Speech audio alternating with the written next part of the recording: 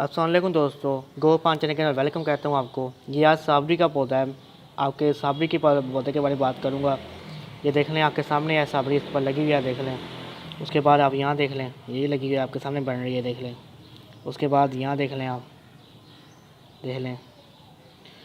ये साबरी का पौधा आप बहुत आसानी से अपने घर में ग्रो कर सकते हैं। मतलब इसकी ये आप 2 इंच का पॉट रखें बस, नहीं तो 4 इंच का पॉट रखें, आसानी से आपकी साबरी ग्रो हो जाएगी।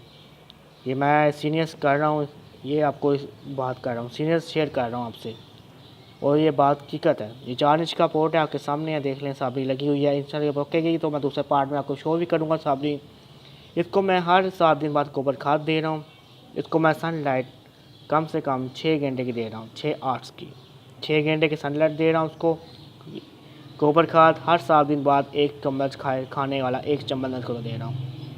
और इसे वाटर मैं सुबह और सेकंड टाइम गोडी करके देता हूँ, गोडी करके देता हूँ, मतलब हल्की हल्की गोडी ऊपर से करके इसे पानी देता हूँ।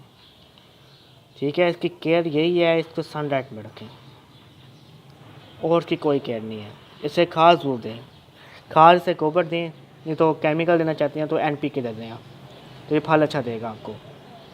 मैं दोस्तों एक बात मेरी ज़िंदगी में याद रखिएगा, साबरी को आप सर्दियों में आसानी से अपने घर को कर सकते हैं। इसकी पीढ़ी का एक पीढ़ी आप लेंगे, कम से कम नर्सरी से जाकर आसानी से की पीढ़ी सर्दियों में ले सकते हैं। तो उसका एक पौधा तब आपको 15 रुपये का, नहीं तो 10 रुपये का आपको आसानी से मिल जाएगा। और दोस्तों मेरी वीडियो अच्छी लगी हो तो वीडियो को लाइक करिएगा, और शुक्रिया अदा करना चाहता हूँ आपका, आपने मेरी वीडियो देख रहे हैं, मेरी वीडियो को आप समझ कर रहे हैं, शुक्रिया आपका दोस्तों। आपके लिए ऐसी वीडियो मैं आपको इंशाल्लाह शेयर करता रहूँगा, इंशाल्लाह, क्यों नहीं। ये देख लें आप, साबरी लग रही है आप। अल्लाह हाफ़िज़ दोस्तों।